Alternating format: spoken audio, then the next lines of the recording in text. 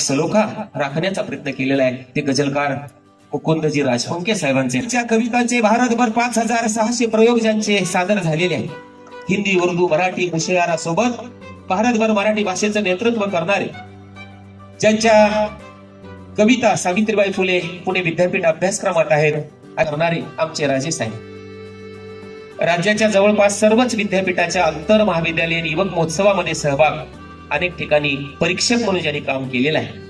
ETV, Shyam TV, दूरदर्शन, सह्याद्री यासह राष्ट्रीय वाहिन्यावर, आकाशवाणी औरंगाबाद, परभणी, नांदेड, सोलापूर, यवतमाळ, धाराशिव अनेक अशा 58 वेळा त्यांचे प्रयोग झालेले.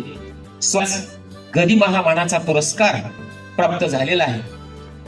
समजू नको ढगा हे साधे सुधे बियाणे, समजू नको ढगा हे साधे सुधे बियाणे, मी पेरले पिलाच्या चूल. लहानपणापासून ग्रामीण जीवनाशी नाळ जोडल्यामुळं शेती मातीचे आशे घेऊन जगणारा लिहिणारा हा विश्वास पाटील. आणि खरंच ज्याच्यावर विश्वास आहे तो विश्वास आज या ठिकाणी आपल्यामध्ये आहे. याचबरोबर प्रेम, नातेसंबंध, सामाजिक आशय यावर सुद्धा चांगल्या प्रकारचा प्रभाव ज्यांचा या ठिकाणी राहिलेला आहे. विश्वास पाटलांचं नाव प्रसिद्ध आहे, नाव आहे. महाराष्ट्रात 100हून अधिक विविध साहित्य संमेलनामध्ये, कवी संमेलनामध्ये त्यांचा सहभाग आहे. कवी संमेलनाचे उत्कृष्ट सूत्रसंचालक म्हणून सुद्धा महाराष्ट्रभर ज्यांची ओळख आहे.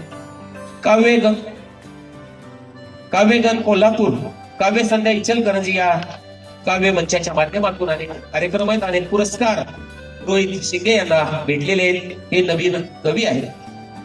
प्रेमाच्या कविता सादर करणाऱ्या, मूळच्या जळगावच्या पण बालपणापासून संभाजीनगर जिल्ह्यात ज्यांचं रहिवास आहे, जिओलॉजी मध्ये त्या मास्टर डिग्री आहेत.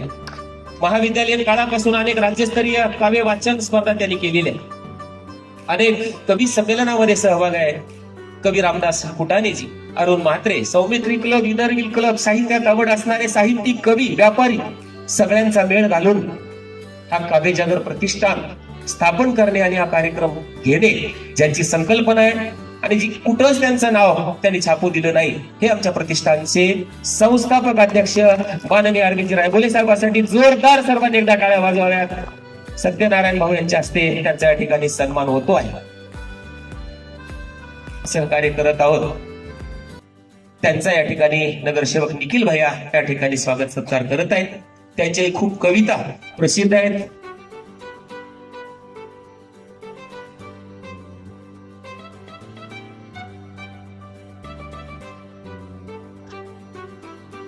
हा पहिला कार्यक्रम आहे आणि आपले उपविभागीय पोलीस अधिकारी अरविंदजी रायबोले साहेब यांच्या संकल्पनेतून हा कार्यक्रम पुढे आलेला आहे. सरांना कवितेबद्दल आवड आहे, ओढ आहे आणि अहमदपूरचं वातावरणही खूप चांगलं आहे. गेले 2026 करिता आवर्जून उपस्थित असलेले अहमदपूर नगरीतील सर्व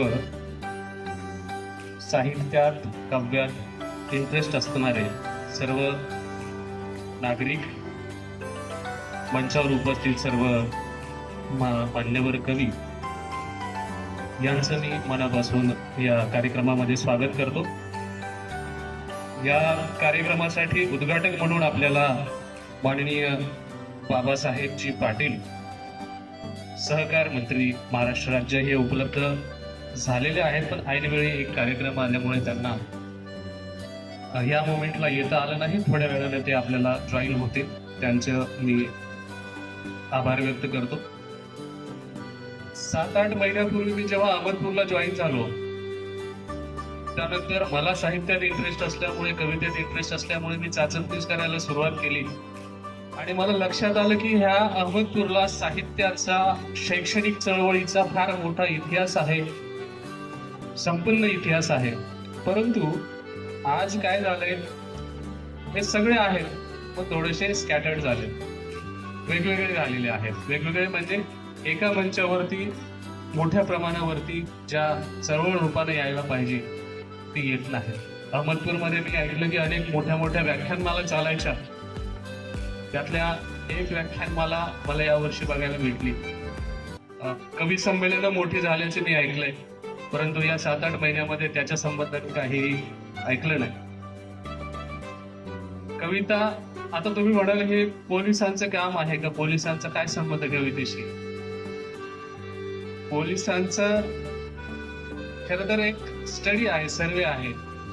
एखाद्या सामान्य माणसाच्या आयुष्यामध्ये वोलाटाईल प्रसंग म्हणजे आयुष्याला हादरवणारे प्रसंग हे 4-5 येतात पूर्ण आयुष्यामध्ये, परंतु पोलिसाच्या आयुष्यामध्ये असे साधारण मित्र असतो आणि या सगळ्यांमध्ये संवेदनशील माणूसही असतो.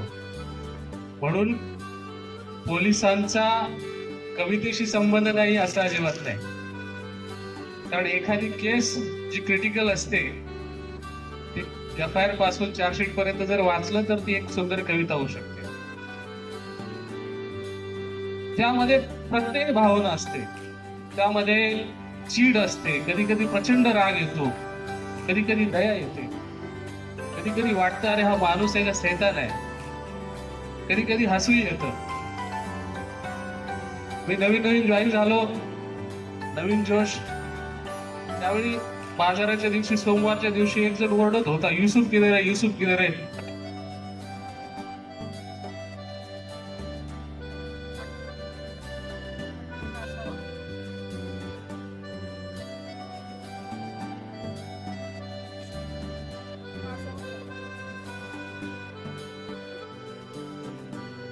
घेतो पुढे.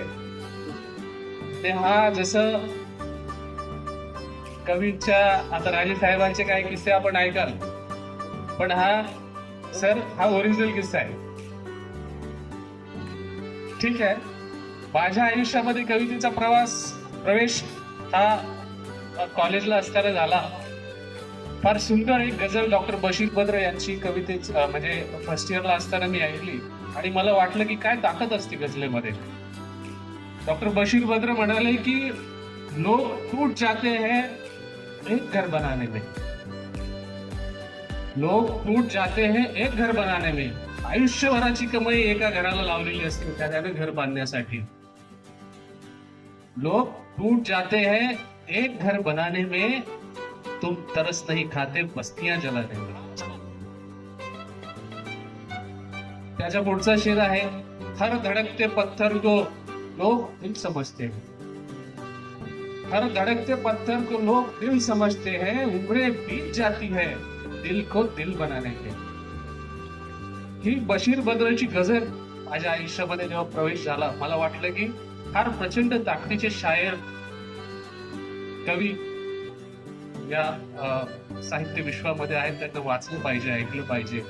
आणि मला सांगायला आवडेल की माझा जेव्हा MPSCचा इंटरव्ह्यू होता तेव्हा जवळपास 29 मिनिटं इंटरव्ह्यू चालला, त्यातला 12 मिनिटं हे गझल आणि कवितेवरती झालेला इंटरव्ह्यू आहे.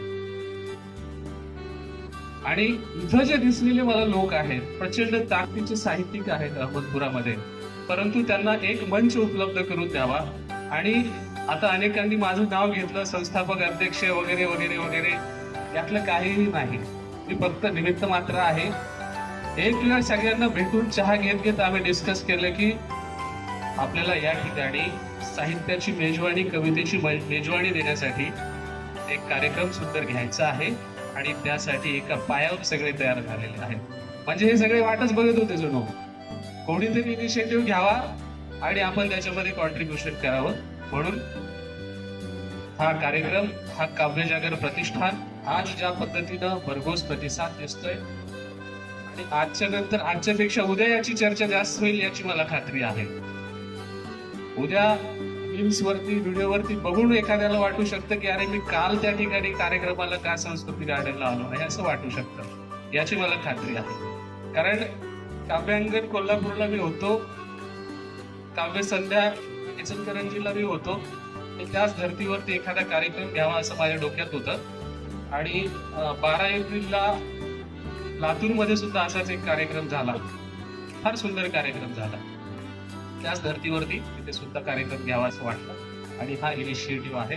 कविता कशी आहे, कशी असते, काय असते याच्याबद्दल विस्तृतपणे बोलण्यापेक्षा कवींच्या तोंडूनच आपण ऐकू. पण वामनदादा कर्डकांचा एक कवितेतली नव्हे गाण्यातली गझलेतली ओळ मला खूप आवडते की माणसा इथे मी तुझे गीत गावे, माणसा इथे मी तुझे गीत गावे, असे गीत गावे की तुझे हित व्हावे. हा जो कवितेचा गाभा आहे, कवितेचं मूळ आहे, वेश धरून वेश ओढत या कवितेच्या या आपल्या जागराला नाव सुद्धा फार सूचक आहे, काव्य जागर. कवितेचा जागर आणि कवितेमधून जागर दोन्ही गोष्टी या ठिकाणी साध्य होतील अशी मला निश्चित खात्री आहे. आणि ही परंपरा ही कायम राहील अहमदपूरमध्ये याचीही मला खात्री आहे की जशी या काव्यासाठी जमलेली मंडळी आहे तशीच अहमदपूरमध्ये मोठा काही इश्यू असेल किंवा काही गोष्टी करायच्या असतील तर याच प्रकारे सर्व लोक एकत्र येऊन आपापसामध्ये तो प्रश्न सोडवतील अशी मला खात्री आहे. म्हणजे मला फार त्याच्यामध्ये एफर्ट्स करावे लागणार नाहीत. काव्य जागरच्या निमित्तानं या ठिकाणी आलेल्या सर्वांचं पुन्हा एकदा मी स्वागत करतो आणि आपल्यामध्ये आणि कवींमध्ये फार वेळ न घेता मी या ठिकाणी नीरा फसदींच्या मला आवडणाऱ्या 2 ओळी सांगून आपल्याला मी आपली रजा घेतो की घर से मस्जिद है बहुत दूर, घर से मस्जिद है बहुत दूर, चलो यूं कर ले किसी रोते हुए बच्चे को हसाया जाए. हाच आपल्या आयुष्याचा, हाच आपल्या काव्य जागरचा हा उद्देश आहे. याच्यातून तो उद्देश साध्य होईल अशी मी या ठिकाणी अपेक्षा व्यक्त करतो. आणि मला बोलण्याची संधी दिली आणि या ठिकाणी मला बोलता आलं, तुम्हा सगळ्यांना ऐकण्याची आता सगळ्यांना संधी मिळेलच.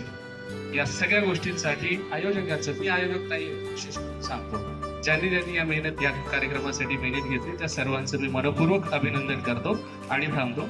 धन्यवाद. जय हिंद.